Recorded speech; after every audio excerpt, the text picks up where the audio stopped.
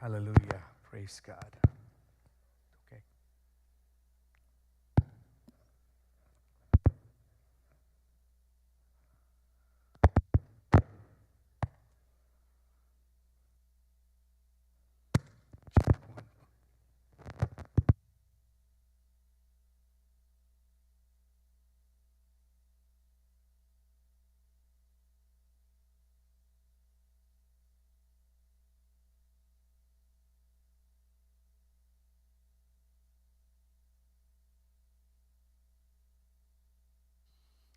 Hallelujah. Praise be unto God. Good morning, church. Praise God. Hallelujah. Praise God for this wonderful morning that God has given us to come together in His presence. Praise God for His blessings, His grace, His mercy in our life. ഇന്ന് പകൽക്കാലം നമുക്ക് ദൈവവചന പഠനത്തിന് മുമ്പ് അല്പസമയം പ്രാർത്ഥിക്കാം. ദൈവത്തിൽ ആശ്രയിക്കാം. ദൈവം നമ്മളെ നടത്തുമാറാകട്ടെ. ദൈവത്തിൻ്റെ ആത്മാവ് നമ്മോട് സംസാരിക്കുമാറാകട്ടെ.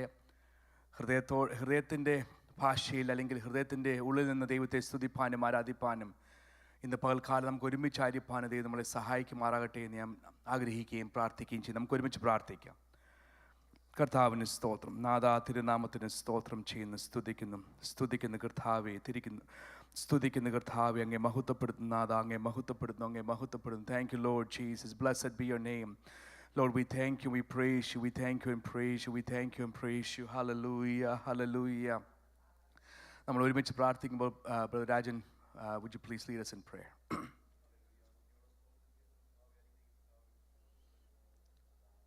അപ്പാ സ്തോത്രം.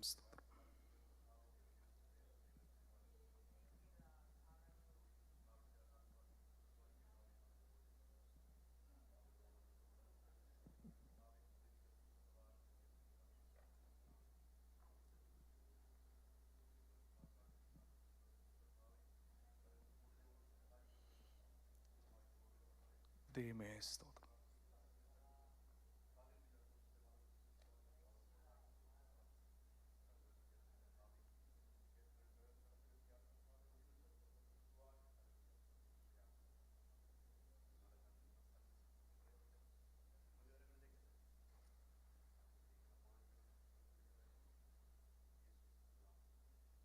ആമേൻ, ആമേൻ.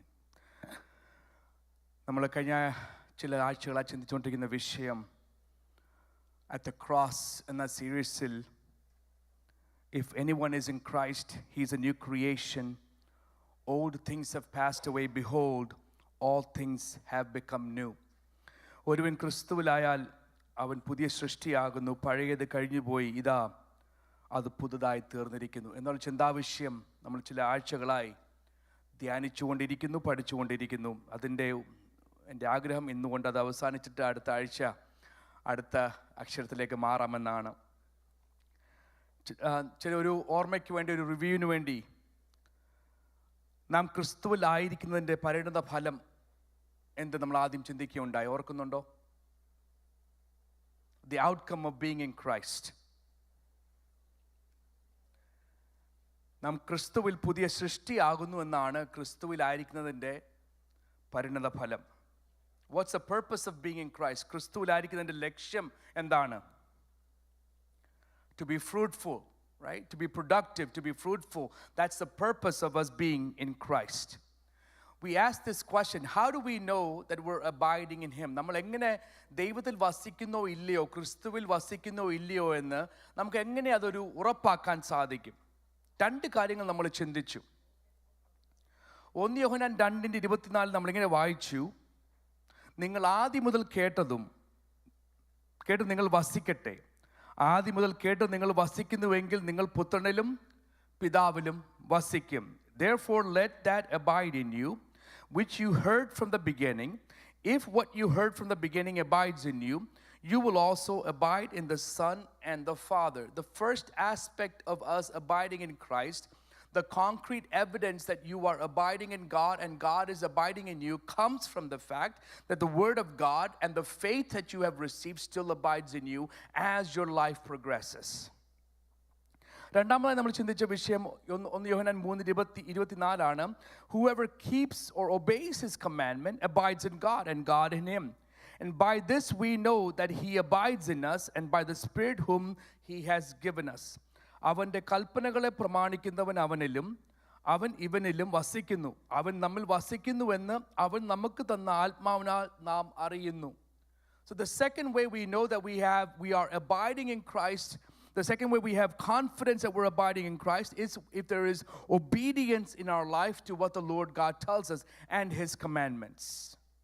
And the last thing that we looked at, the third thing that we look at, what are these commandments that the Word of God is speaking about? ഏത് കൽപ്പനയാണ് നമ്മൾ അനുസരിക്കേണ്ടതെന്നാണ് നമ്മൾ ചിന്തിച്ചുകൊണ്ടിരിക്കുന്നത്.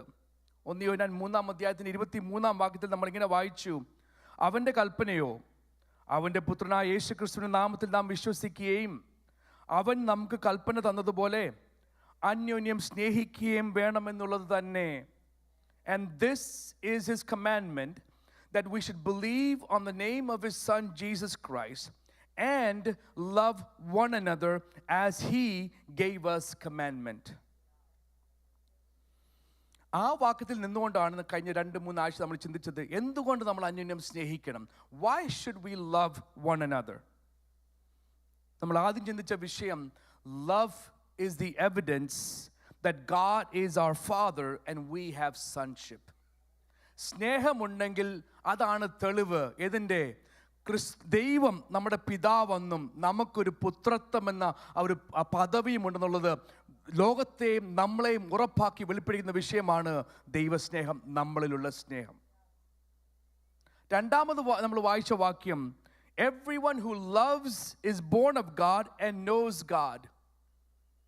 ആരെങ്കിലും ദൈവത്തിൽ നിന്ന് ജനിച്ചവരെല്ലാം സ്നേഹം അറിയുകയും ദൈവത്തെ അറിയുകയും ചെയ്യുന്നു. Last question that we talked about is, what is love? എന്ന് വെച്ചാൽ എന്താണ് ഈ സ്നേഹം? ആ ഒരു ചിന്താവിഷയമാണ് നമ്മൾ ചിന്തിച്ചുകൊണ്ടിരിക്കുന്നത്. I don't know if you remember last time I asked, if I asked for the ingredients of love, what would you give as a response? സ്നേഹത്തിനൊരു കൂട്ടുണ്ടെങ്കിൽ എന്തായിരിക്കും ആ കൂട്ട്? ആ വാക്യം വായിച്ചാണ് നമ്മൾ കഴിഞ്ഞ പ്രാവശ്യം നിർത്തുവാൻ സാധിച്ചത്. 1 തിമോത്തിയോസ് 1 അതിൻ്റെ 5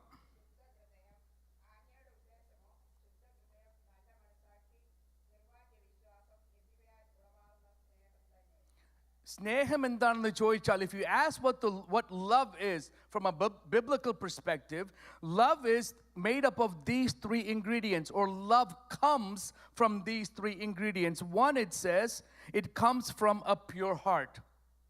Second, it says it comes from a clear conscience. Third, it says the love must come from genuine or sincere faith. ശുദ്ധ ഹൃദയം, നല്ല മനസ്സാക്ഷി, നിർവ്യാജ വിശ്വാസം എന്നിവയാൽ ഉളവാകുന്ന സ്നേഹം തന്നെ. അങ്ങനെയുള്ള സ്നേഹത്തിൻ്റെ ഉടമകളായിരിക്കണം നമ്മളെല്ലാവരും. We should be owners, we should be stewards of such a measure of love, not any other definition of love. Love that comes from a pure heart, a clear conscience and sincere faith. അവിടെ പൗലോസ് എടുത്തു പറയുന്നുണ്ട്, ആജ്ഞയുടെ ഉദ്ദേശം, the purpose of the commandment. The purpose of the commandment is for us to love and to love one another. But that love should have that pure conscience, a clear conscience, a sincere faith attribute to that. ചിലരൊക്കെ Bible പഠിക്കുന്നത് എത്ര അറിവുണ്ടെന്ന് കാണിക്കാൻ വേണ്ടിയാ. പുസ്തകങ്ങൾ കാണാപ്പാഠം ചെയ്യും. ചിലർ Bible വായിക്കുകയും പഠിക്കുകയും ചെയ്യുന്നത് സ്റ്റേജിൽ ഒരു വിളങ്ങുവാൻ, എനിക്ക് ഇന്ന കാര്യങ്ങൾ പറയാനും അറിയാം, അത് പ്രകടിപ്പിക്കാൻ അറിയാം എന്നുള്ള ചിന്താവിഷയത്തിലാണ്. For some, it's to show off how much they know.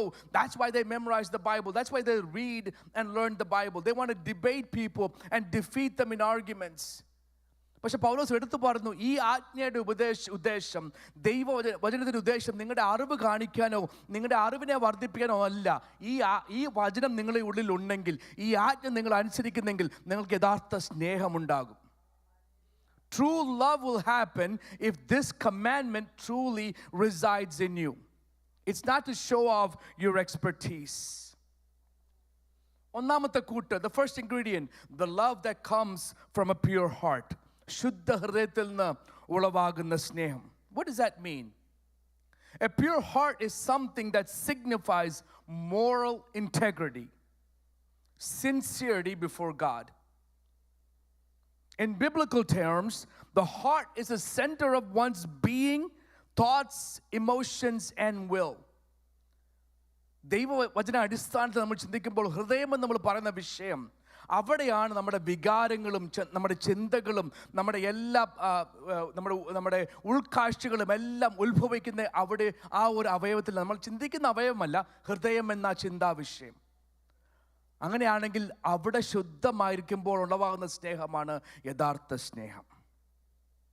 അല്ല, ദാവീദിന്റെ പ്രാർത്ഥന ഓർക്കും നമ്മൾ 51-ാം സങ്കീർത്തനത്തിൽ, ദൈവമേ നിർമ്മലമായ ഒരു ഹൃദയം എന്നിൽ സൃഷ്ടിക്കണം. ദാവീദിന് മനസ്സിലായി, എന്നിലുള്ള പാപത്തെ ഞാൻ കണ്ടപ്പോൾ, when I see the sins that I have committed, David is saying, I realize how impure my heart is. My thoughts are, my motives are, എൻ്റെ പ്രേരണ, എൻ്റെ ചിന്തകൾ, എൻ്റെ കാഴ്ചപ്പാടുകൾ, ഇതിലെല്ലാം എത്രത്തോളം അശുദ്ധി ഭവിച്ചുവെന്ന് എൻ്റെ പാപം കാരണം ഞാൻ കാണുന്നു. അതുകൊണ്ട് ദൈവത്തോട് പറയുന്ന, കർത്താവേ, ഈ പാപം മാറ്റുവാൻ, എനിക്കൊരു ശുദ്ധ ഹൃദയം ലഭിക്കുവാൻ എന്നെക്കൊണ്ട് സാധിക്കത്തില്ല. അതുകൊണ്ട് ദൈവമേ, നിർമ്മലമായ ഒരു ഹൃദയം എന്നിൽ സൃഷ്ടിക്കണമേ. Create in me a clean heart, O God.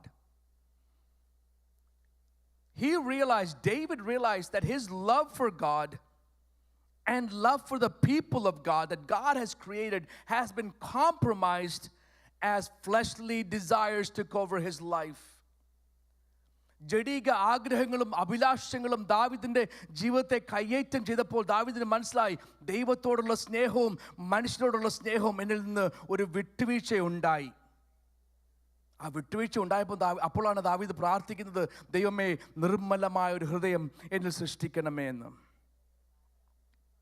ഈ സ്നേഹമെന്ന് പറയുന്നുണ്ടല്ലോ, ഒരു വികാരം മാത്രമല്ല. നമ്മളൊക്കെ പറഞ്ഞ് കേട്ടിട്ടില്ലയോ, എൻ്റെ ഹസ്ബൻഡ് എല്ലാ ആഴ്ചയും എനിക്ക് ഫ്ലവർ കൊണ്ട് തരുന്നുണ്ട്. എന്തൊരു സ്നേഹമാണ്. ഞാൻ ചോദിക്കട്ടെ, ഫ്ലവർ കിട്ടിയില്ലെങ്കിൽ സ്നേഹം തീർന്നു പോയോ? തീർന്നു പോയിട്ടില്ലല്ലോ. ഒരുപക്ഷെ നിങ്ങൾക്ക് അറിയത്തില്ലായിരിക്കും അല്ലേ? അല്ല, ആ കിട്ടുന്ന പൂക്കെട്ടിലാണോ സ്നേഹം ഇരിക്കുന്നത്? സ്നേഹത്തിൽ നമ്മൾ പൂ കൊടുത്തേക്കാം, പക്ഷെ പൂ കൊടുക്കുന്നതുകൊണ്ട് സ്നേഹമാണൊന്നും ഇല്ല. അതുപോലെ തന്നെ പൂ കിട്ടിയില്ലെങ്കിൽ സ്നേഹം കുറഞ്ഞൊന്നുമില്ല. സ്നേഹം ഒരു വികാരം മാത്രമല്ല. Love is expressed, it may be expressed in emotions. Obviously there are emotions involved in love, but love is merely not an emotion. It is a deliberate choice that stems from a transformed heart. ഒരു രൂപാന്തരപ്പെട്ട ഹൃദയത്തിൽ നിന്ന് ഉളവായി വരുന്ന ഒരു അനുഭവമാണ് സ്നേഹം, വികാരം മാത്രമല്ല. A pure heart is essential for pure love. ഒരു ശുദ്ധ സ്നേഹത്തിന് നമ്മൾ ഉടമയാണെങ്കിൽ ആദ്യം നമ്മൾ ഉണ്ടാകേണ്ടത് ശുദ്ധ ഹൃദയമാണ്. അതില്ല എങ്കിൽ നമുക്ക് യഥാർത്ഥമായി സ്നേഹിക്കുവാൻ നമുക്ക് സാധിക്കത്തില്ല. Which means that it's free of corruption. ഒരു അഴിമതി അല്ലെങ്കിൽ സ്വാർത്ഥതയില്ലാത്ത ഹൃദയത്തിൽ നിന്ന് ഉളവാകുന്ന സ്നേഹം. ചിന്തിച്ചു നോക്കിയേ, നമുക്കിപ്പം നമ്മുടെയൊക്കെ അന്യൻ്റെ സ്നേഹം എന്ന് പറയുന്നത് ഒരു വാക്ക് മതി നമ്മളെ വേദനിപ്പിക്കാൻ. പക്ഷെ ഞാൻ പറയട്ടെ, ആ വേദനയ്ക്ക് മാറ്റുവാൻ വേറെ ഒരൊറ്റ വാക്ക് മതി, എന്നോട് ക്ഷമിക്കണം, എനിക്ക് തെറ്റ് പറ്റിപ്പോയി. അത്രയും പറഞ്ഞാൽ മതി ആ സ്നേഹം വീണ്ടും നമുക്ക് അന്യോന്യം അനുഭവിക്കുവാൻ. So we need that type of mentality where it says, I am free from corruption, I am free from selfishness. We as children of God are called to maintain our purity in our thoughts and our intentions. നമ്മുടെ ചിന്താഗതികളിലും നമ്മുടെ ഉദ്ദേശങ്ങളിലും നമ്മൾ ശുദ്ധത പാലിക്കേണ്ടത് ദൈവത്തിൻ്റെ വചനത്തിൻ്റെ ആ ഒരു ആജ്ഞയാണ്, അതൊരു ഉപദേശമാണ്. ദൈവമക്കളെ യഥാർത്ഥമായി സ്നേഹിക്കണമെങ്കിൽ നമുക്ക് ആദ്യമായി ശുദ്ധ ഹൃദയം വേണം. ആ ശുദ്ധ ഹൃദയത്തെ പറ്റി ഗിരിപ്രഭാഷണത്തിൽ കർത്താവ് പറഞ്ഞ വാചകം ഓർക്കുന്നുണ്ടല്ലോ, ഹൃദയശുദ്ധിയുള്ളവർ ഭാഗ്യവന്മാർ, അവർക്ക് എന്താ വിളി കിട്ടുന്ന അറിയാമോ? അല്ലെങ്കിൽ അവർക്ക് എന്താ അനുഗ്രഹം കിട്ടുന്ന അറിയാമോ? അവർ ദൈവത്തെ കാണും. Blessed are the pure in heart, for they shall see God. In Psalms 24, 24-ാം സങ്കീർത്തനക്കാരൻ ഇങ്ങനെ ചോദിക്കുന്നുണ്ട്, യഹോവേ, പർവ്വതത്തിൽ ആർ കയറും? അങ്ങയുടെ വിശുദ്ധ സ്ഥലത്ത് ആർ നിൽക്കും? അതിൻ്റെ ഉത്തരം കേൾക്കണമോ? വെടുപ്പുള്ള കൈയും നിർമ്മല ഹൃദയവുമുള്ളവൻ. കണ്ടോ, നമുക്ക് ശുദ്ധ ഹൃദയമുള്ളപ്പോൾ, നിർമ്മല ഹൃദയമുള്ളപ്പോൾ സ്നേഹം ഉരുവാകുക മാത്രമല്ല, ദൈവസന്നിധിയിൽ നിൽക്കണമെങ്കിൽ, നല്ല പ്രാഗൽഭ്യത്തോടെ നിൽക്കണമെങ്കിൽ നമുക്ക് നിർമ്മല ഹൃദയം എപ്പോഴും ആവശ്യമാണ്.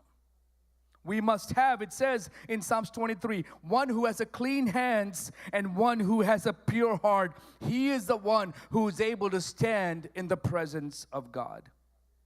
So what is a pure heart? A pure heart is moral integrity and sincere before God and people.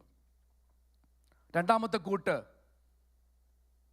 a clear conscience, നല്ല മനസ്സാക്ഷി.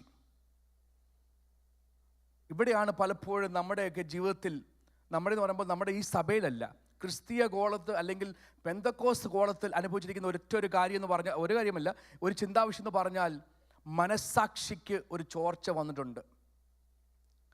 മനസ്സാക്ഷിക്ക് ദൈവത്തിൻ്റെ ആത്മാവിൻ്റെ പ്രവൃത്തിയോ അല്ലെങ്കിൽ ദൈവത്തിൻ്റെ ആത്മാവിൻ്റെ ആ ഇടപെടലോ അറിയാതെ നമ്മുടെ മനസ്സാക്ഷി മരവിച്ചു പോയ അനുഭവത്തിലേക്ക് ഒരു പക്ഷേ നമുക്ക് പറയാം പെന്തക്കോസ്തുകോളം മാറിക്കൊണ്ടിരിക്കുന്നു. ഈ ലോകം എത്ര മാറിയാലും, പെന്തക്കോസ്റ്റ് കൾച്ചർ എത്ര മാറിയാലും, ദൈവത്തിൻ്റെ വചനം പറയുന്നൊരു ഒരു യാഥാർത്ഥ്യമുണ്ട്. നമ്മളെല്ലാവരും നല്ല മനസ്സാക്ഷി ഉള്ളവരായിരിക്കണം. We must be people of clear conscience. How do we make that happen? Are you aware if your actions align with the scriptures and the word of God? നമ്മുടെ പ്രവൃത്തികളും നമ്മുടെ വാക്കുകളും ദൈവവചന അടിസ്ഥാനത്തിലും ദൈവത്തിൻ്റെ ഹൃദയത്തിനും ഒത്തുചേർന്ന വാക്കുകളും പ്രവൃത്തികളുമായിരിക്കുന്നു. ഇല്ല എങ്കിൽ നമ്മൾ ഒരിക്കലും നല്ല മനസ്സാക്ഷിക്ക് ഉടമയാകുവാൻ സാധിക്കത്തില്ല. We must have a clear conscience. പൗലോസ് എടുത്തു പറയുന്നൊരു വിഷയമുണ്ട് അപ്പോസ്തല പ്രവൃത്തിയിൽ. പൗലോസ് ഇങ്ങനെ പറയുന്നു, അതുകൊണ്ട് എനിക്ക് ദൈവത്തോടും മനുഷ്യരോടും കുറ്റമില്ലാത്ത മനസ്സാക്ഷി എല്ലായ്പ്പോഴും ഉണ്ടായിരിക്കാൻ ഞാൻ ശ്രമിക്കുന്നു. In Acts chapter 24 and verse 16, Paul says, I am striving to maintain a clear conscience before God and man. ചിന്തിച്ചു നോക്കിയേ, കർത്താവിനെ കണ്ടുമുട്ടി ജീവിതം നല്ലവണ്ണം രൂപാന്തരപ്പെട്ട് ഏത് കഷ്ടതയും സഹിക്കുന്ന, വെളിപ്പാടുകളുടെ ആധിക്യം ലഭിച്ച, സുവിശേഷങ്ങൾ പല രാജ്യങ്ങളിൽ പോയി സംസാരിച്ച, സഭകൾ സ്ഥാപിച്ച, രോഗികളെ സൗഖ്യമാക്കുക. പൗലോസ് പറയുന്നു, ഞാൻ ദൈവത്തോടും മനുഷ്യരോടും കുറ്റമില്ലാത്ത മനസ്സാക്ഷി എല്ലായ്പ്പോഴും ഉണ്ടായിരിക്കുവാൻ ഞാൻ ശ്രമിക്കുന്നു. ദൈവമക്കളെ, ഇന്നലെ നമ്മൾ ചെയ്തേക്കാം, കഴിഞ്ഞ വർഷം നമ്മൾ ചെയ്തേക്കാം, എല്ലാ ദിവസവും നമ്മൾ ശ്രമിക്കേണ്ട ഒരു വിഷയമുണ്ട്.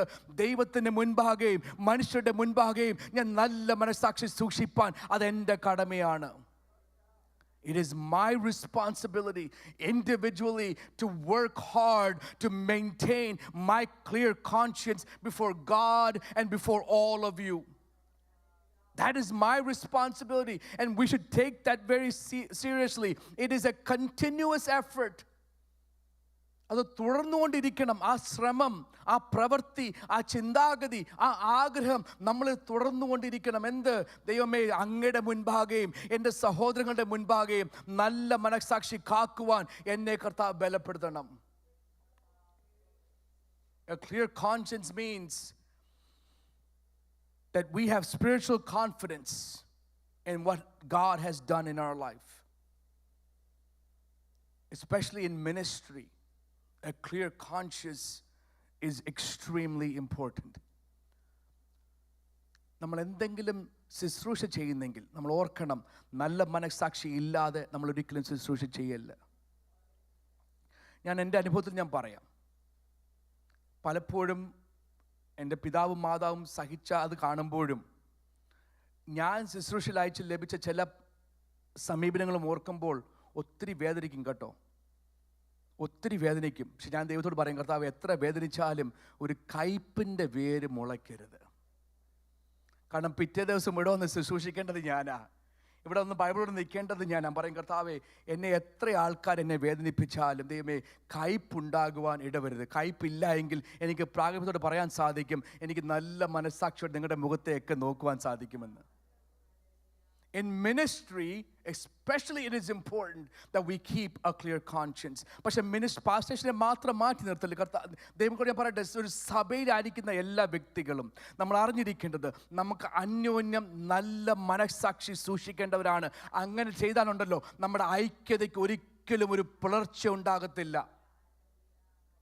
If we maintain that clear conscience, there is not a place where devil can take advantage of and create a faction within the unity that we are pursuing and we are asking for. So clear conscience is important because love, as this verse says, has to come from the clear conscience. സ്നേഹം ഉളവാകേണ്ടത് ഈ നല്ല മനസ്സാക്ഷിയിൽ നിന്നാണ്. അതിൻ്റെ അർത്ഥം നല്ല മനസ്സാക്ഷി ഇല്ലെങ്കിൽ നമുക്ക് സ്നേഹം നടിക്കാം, അഭിനയിക്കാം. കണ്ടില്ലയോ നമ്മുടെ മുഖത്ത് നോക്കി, ഓ എന്തോ സന്തോഷമുണ്ട് ബ്രദറെ, നമ്മൾ തിരിച്ചു നോക്കിയിട്ട് ഇതെന്തിനാ എപ്പോഴും ചിരിക്കുന്നേ, അങ്ങനെ ഇരിക്കുന്ന ആൾക്കാർ നമ്മുടെ ചുറ്റും. അതിൻ്റെ ഒന്നും ആവശ്യമില്ല. നമുക്ക് നല്ല മനസാക്ഷി ഉണ്ടെങ്കിലുണ്ടല്ലോ, ഒരു വ്യക്തി ചിരിക്കുമ്പോൾ അവരോട് കൂടി ചിരിക്കാൻ സാധിക്കും. നല്ല മനസാക്ഷി ഉണ്ടെങ്കിൽ മറ്റൊരു ദുഃഖിക്കുമ്പോൾ അവരോട് ദുഃഖിക്കുവാൻ നമുക്ക് സാധിക്കും. നമുക്ക് അസൂയയില്ല, നമുക്ക് സന്തോഷമില്ല. അല്ല, ഒരു വ്യക്തിയുടെ കൂടെ ഇരുന്ന് അവരുടെ അനുഭവത്തിൽ പങ്കാളികളാകാൻ സാധിക്കും. എപ്പോൾ? നല്ല മനസാക്ഷിയുള്ളപ്പോൾ, അതിൽ നിന്നുളവാകുന്ന സ്നേഹമുള്ളപ്പോൾ. അതാണ് ദൈവത്തിൻ്റെ വചനം നമ്മൾ കൂടി ആഗ്രഹിക്കുന്നത്. നമുക്ക് എങ്ങനെ അറിയാൻ സാധിക്കും നമുക്ക് നല്ല മനസാക്ഷി ഉണ്ടോ എന്ന്? How do you know if your conscience is clear? നമ്മൾ ആരെങ്കിലും അത് ചിന്തിച്ചിട്ടുണ്ടോ? എൻ്റെ മനസാക്ഷി നല്ല മനസാക്ഷിയാണോ എന്ന് ആരെങ്കിലും ചിന്തിച്ചിട്ടുണ്ടോ? ഉണ്ടെങ്കിൽ എങ്ങനെ അറിയാൻ എനിക്ക് നല്ല മനസാക്ഷി ഉണ്ടെന്ന്? ഒന്ന് രണ്ട് കാര്യങ്ങൾ നമുക്ക് പറഞ്ഞിട്ട് മുന്നോട്ട് പോകാം. ഒന്ന്, ദൈവ സത്യത്തോടുള്ള യോജിപ്പ്. How aligned are you with the truth of the word of God? നമ്മുടെ നടപ്പ് നോക്കിയാൽ, if we examine the ways that we walk on a day-to-day basis, am I walking in alignment with the word of God and the truth in the word of God on a day-to-day basis? What has been God speaking to me? ദൈവത്തിൻ്റെ ആത്മാവ് എന്നോട് എന്താണ് സംസാരിക്കുന്നത്? ഈ ഒരു വർഷക്കാലം നമ്മുടെ pastor പറഞ്ഞിരിക്കുന്ന വിഷയം, നമ്മൾ ദൈവത്തിൻ്റെ ആത്മാവോട് ഒത്തുചേർന്ന് നടക്കണം. ആ വചനം കഴിഞ്ഞ 6 മാസം കേട്ടിട്ട് ദൈവത്തിൻ്റെ ആത്മാവോട് നമ്മൾ സംസാരിച്ചിട്ടുണ്ടോ ഇതുവരെയും? മകനെ അല്ലെങ്കിൽ സഹോദര അല്ലെങ്കിൽ മകളെ, നിങ്ങളുടെ നടപ്പ് ശരിയല്ല, ദൈവത്തിൻ്റെ ആത്മാവോട് കൂടെ നടക്കണമെന്ന്. അത് പറഞ്ഞിട്ട് നമ്മൾ അനുസരിക്കുന്നുണ്ടോ? Are we obedient to what the word of God is telling? How aligned are you with the word of God? That tells you how clear your conscience is. Second, how sensitive are you to correction? ഒരു തിരുത്തൽ ലഭിച്ചാൽ അതിൻ്റെ സൂക്ഷ്മ ബോധം എങ്ങനെ ഇരിക്കുന്നു?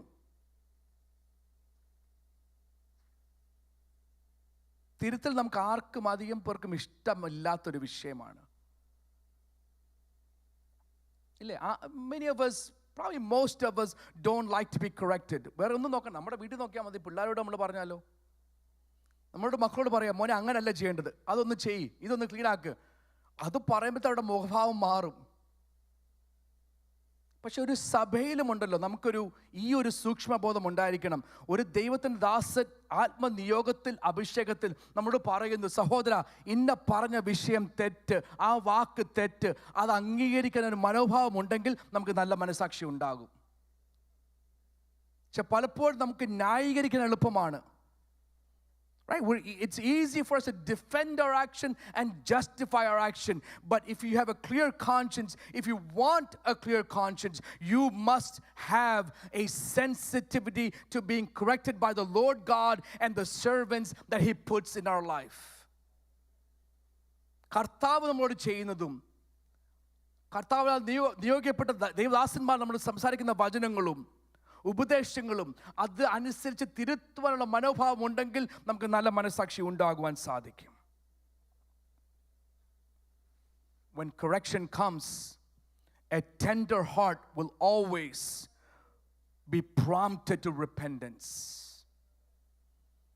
When correction comes, a tender heart will always be prompted for repentance. ഒരു കഠിന ഹൃദയമല്ല, മറിച്ച് ദൈവത്തിൻ്റെ തിരുത്തലുകൾ കേൾക്കുമ്പോൾ അത് സ്വീകരിക്കാൻ മനോഭാവമുള്ള ഹൃദയമുണ്ടെങ്കിൽ ആ ഹൃദയം എപ്പോഴും നമ്മളെ മാനസാന്തരത്തിലേക്ക് നയിക്കും. പക്ഷെ പലപ്പോഴും നമ്മുടെ നല്ല മനസ്സാക്ഷിയെ തടഞ്ഞു നിർത്തുന്ന അനുഭവമാണ് ഹൃദയ കാഠിന്യം. ഒരിക്കലും അത് സംഭവിക്കാൻ ഇടവരരുത്. ഇനിയും what are obstacles to a clear conscience? ഒരു നല്ല മനസ്സാക്ഷി ഇല്ലാതിരിക്കുവാൻ നമ്മളിൽ ഉണ്ടാകുന്ന ചില തടസ്സങ്ങൾ. 1. Unconfessed sin. ഏറ്റു പറയാത്ത പാപങ്ങൾ. ഏറ്റു പറയാത്ത പാപങ്ങൾ ഉണ്ടെങ്കിൽ നമുക്ക് ഒരിക്കലും നല്ല മനസ്സാക്ഷി ഉളവാകത്തില്ല. കാരണം എപ്പോഴും ആ പാപം നമ്മളിങ്ങനെ കുത്തിക്കൊണ്ടിരിക്കും. ആ പാപം ഇനി നമ്മുടെ മുന്നിൽ, നമ്മുടെ ചിന്തയിൽ അത് വന്നുകൊണ്ടിരിക്കും. പക്ഷേ ഞാൻ അങ്ങനെ പറയണ്ടായിരുന്നു. ദാവീദ് അനുഭവിച്ചറിയാം.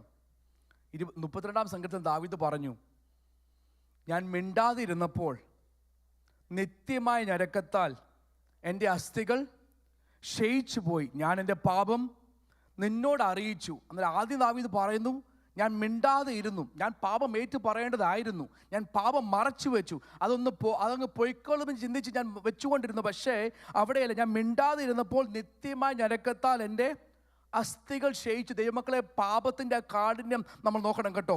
പാപം നമ്മൾ മറച്ചു വെച്ചുകൊണ്ടിരുന്നാൽ നമ്മുടെ ജഡത്തെ മാത്രമല്ല, നമ്മുടെ ഉള്ളിലേക്ക് തന്നെ വിഷം കയറും.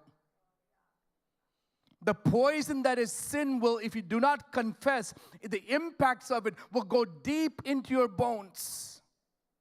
അതിനുശേഷം ഈ യാഥാർത്ഥ്യം മനസ്സിലാക്കി ദാവീദ് പറയുന്നു, ഞാൻ എൻ്റെ പാപം നിന്നോട് അറിയിച്ചു, എൻ്റെ അകൃത്യം മറച്ചതുമില്ല, എൻ്റെ ലംഘനങ്ങളെ യഹോവയോട് ഏറ്റുപറയും എന്ന് ഞാൻ പറഞ്ഞു. അപ്പോൾ എപ്പോഴാ? മറച്ചു വെച്ചുകൊണ്ടിരുന്നപ്പോഴല്ല, മിണ്ടാതിരുന്നപ്പോഴല്ല, ഏറ്റു പറയാതിരുന്നപ്പോഴല്ല, ഏറ്റു പറയും. ഞാൻ എൻ്റെ ദൈവത്തോട് ഇതെല്ലാം ഞാൻ ഏറ്റു പറയുമെന്ന് ചിന്തിച്ചപ്പോൾ, തീരുമാനമെടുത്തപ്പോൾ, അപ്പോൾ ദൈവം പാപത്തിൻ്റെ കുറ്റം ക്ഷമിച്ചു കൊടുത്തു. Guilt and shame are obstacles for us to have a clear conscience. If we have uncovered sins or covered sins, if you have unconfessed sins, and if you have not received forgiveness from God, that will stop you from having a clear conscience. നമ്മളെല്ലാം വിശേഷിപ്പിക്കുന്ന മുടിയൻ പുത്രൻ എന്ന് പറഞ്ഞ ആ ബാലകൻ എത്രയോ ദൂരത്ത് നിന്ന് ചിന്തിച്ചു, കർത്താവേ, ഞാൻ ദൈവത്തോടും സ്വർഗത്തോടും എൻ്റെ പിതാവിനോടും പാപം ചെയ്തു. അങ്ങനെ ചിന്തിച്ചപ്പോൾ എൻ്റെ ചിന്താഗതിയിൽ, എൻ്റെ ഇമാജിനേഷൻ പറയട്ടെ, അത് ചിന്തിച്ചപ്പോൾ ദൈവത്തിൻ്റെ ആത്മാവ് ആ പിതാവിനോട് സംസാരിച്ചു, നിൻ്റെ മകൻ മടങ്ങി വരുന്ന ദിവസമായി. അന്ന് പകൽക്കാലം ആ പിതാവ് ഇറങ്ങി നോക്കിയപ്പോൾ ഇതാ ദൂരത്ത് നിൻ്റെ മകൻ കടന്നു വരുന്നു. ആ മകൻ ക്ഷമ ചോദിക്കുന്നതിന് മുൻപ് ആ പിതാവ് ആ മകനെ ആലിംഗനം ചെയ്തു. എന്നിട്ടും ആ പിതാവ് അവസരം കൊടുത്തു, അപ്പാ, ഞാൻ അങ്ങയോട് പാപം ചെയ്തു, ഞാൻ സ്വർഗത്തോട് പാപം ചെയ്തു. പക്ഷെ എവിടെയാണെന്നറിയാമോ മാനസാന്തരത്തിൻ്റെ ആരംഭം? എവിടെയാണ് അനുഗ്രഹത്തിൻ്റെ ആരംഭം? എവിടെയാണ് ക്ഷമാപണത്തിൻ്റെ ആരംഭം എന്നറിയാമോ? മനസ്സിൽ ചിന്തിച്ചു, ഞാൻ ഇത് മറച്ചു വെക്കത്തില്ല, ഇത് ഒളിച്ചു വെക്കത്തില്ല, ഞാൻ ഉപാധികൾ കണ്ടുപിടിക്കുകയല്ല, ഞാൻ എൻ്റെ പാപത്തെ ഏറ്റു പറയുമെന്ന് ആ മകൻ തീരുമാനിച്ചപ്പോൾ ആ നിമിഷം ആ മകന് നല്ല മനസ്സുണ്ടായി, ദൈവത്തിൽ നിന്ന് അനുഗ്രഹം പ്രാപിച്ചു. അന്ന് വരെ കൊണ്ടു നടന്ന കുറ്റബോധം ആ നിമിഷം ആ പൈതലിൽ നിന്ന് മാറി. അന്ന് വരെ കൊണ്ടു നടന്ന വേദന ആ ചെറുപ്പക്കാരിൽ നിന്ന് മാറി. എന്തുകൊണ്ട്? നല്ല മനസ്സോട്, നല്ല മനസ്സാക്ഷിക്ക് ഉടമയായപ്പോൾ, വേറെ ഒന്നും അതിന് തടസ്സമായി നിൽക്കാതെ നല്ല മനസ്സാക്ഷിക്ക് ഉടമയായപ്പോൾ ആ മകന് ആ അനുഭവം ലഭിക്കുവാൻ സാധിച്ചു. നമ്മൾ മനസ്സിലാക്കണം, നമ്മുടെ ഉള്ളിൽ ഏറ്റു പറയാത്ത പാപങ്ങളുണ്ടെങ്കിൽ, ഒരു പക്ഷേ നിങ്ങൾ ചിന്തിച്ചേക്കാം, പാസ്റ്ററെ, ഞാൻ ഏറ്റുപറയാത്ത 1-2 വിഷയങ്ങളുണ്ട്, പക്ഷെ അത് 10-15 വർഷമായി, അതിനി ചെയ്യണം കേട്ടോ, അത് ചെയ്യണം. 50 വർഷമായിക്കോട്ടെ, നമ്മുടെ വാക്കുകളാൽ ഒരാളെ വേദനിപ്പിച്ചിട്ടുണ്ടെങ്കിൽ, നമ്മൾ പറയേണ്ടാത്ത വിഷയങ്ങൾ പറഞ്ഞിട്ടുണ്ടെങ്കിൽ, മറ്റുള്ളൊരു വ്യക്തിയെ അവരുടെ പേരിനെ നമ്മൾ മുഖാന്തരം അവർ ദുഷിച്ചെങ്കിൽ, നമ്മൾ മുഖാന്തരം ഒരു വ്യക്തി കണ്ണുനീര് കുടിച്ചിട്ടുണ്ടെങ്കിൽ, ആ പാപം ഏറ്റു പറയുവാൻ നമുക്കൊരു മനസ്സുണ്ടാകണം. അതെത്ര വർഷങ്ങളായിക്കോട്ടെ, അത് കുഴപ്പമില്ല. ആ വ്യക്തിയെ ഫോൺ വിളിച്ചോ ഒരു എഴുതിയോ വിളിച്ച് പറയണം, സഹോദര എനിക്ക് ഇത്ര വർഷങ്ങൾക്ക് മുമ്പ് ഇന്നത് സംഭവിച്ചു. അങ്ങനെ ചെയ്യുന്നെങ്കിൽ അവിടെ നമുക്ക് ദൈവിക സാന്നിധ്യം അനുഭവിക്കുവാൻ സാധിക്കും. നമ്മൾ പലപ്പോഴും പറയുന്ന വാക്യമുണ്ടല്ലോ, 1-2 പേർ കൂടി വരുന്നിടത്തൊക്കെയും. അത് ഏതിൻ്റെ പശ്ചാത്തലത്തിൽ പറയുന്നറിയാമോ?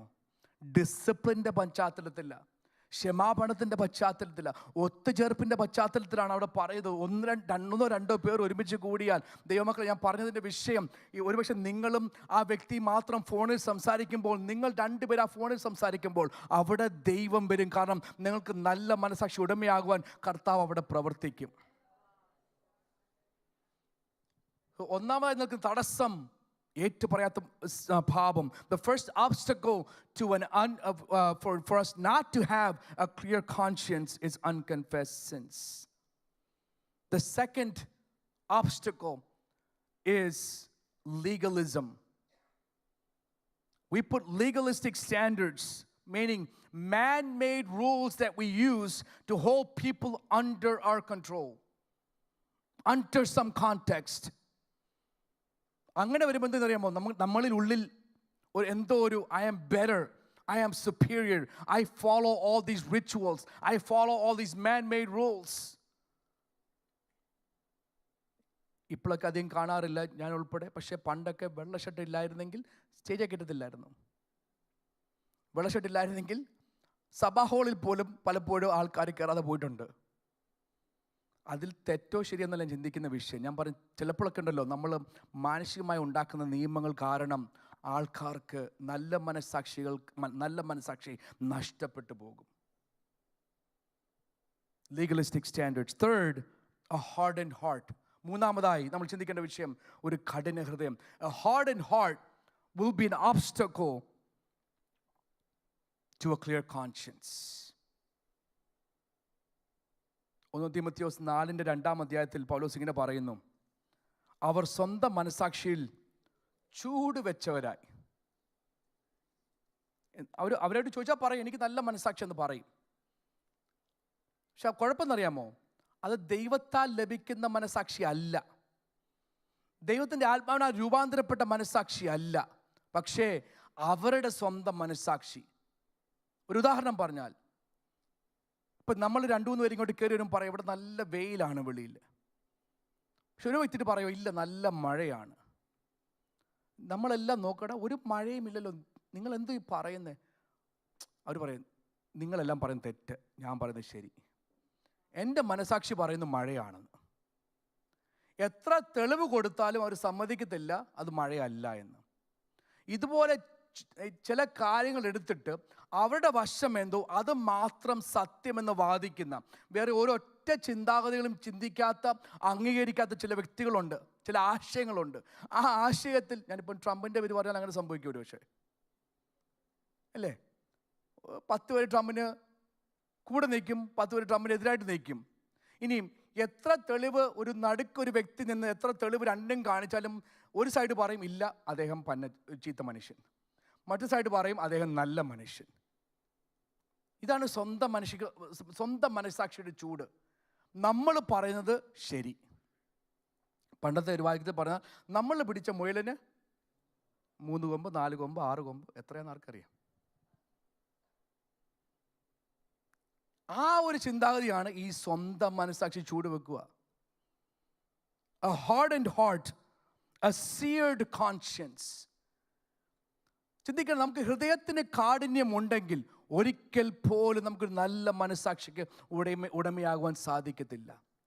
നല്ല മനസ്സാക്ഷി ഇല്ലെങ്കിൽ എന്തു സംഭവിക്കും? നല്ല സ്നേഹവും ഉളവാകത്തില്ല. True love and sincere love will not take place. Very quickly, how can we develop a clear conscience? നമുക്ക് എങ്ങനെ ഒരു നല്ല മനസ്സാക്ഷിക്ക് ഉടമയാകാൻ സാധിക്കും? ഒന്ന്, study and apply the word of God. ദൈവവചനം പഠിക്കുക, അതനുസരിക്കുക. Simple answer, right? Study the word of God and apply God's word. In 2 Timothy chapter 3 verse 16, Timothy says, എല്ലാ തിരുവെഴുത്തും ദൈവ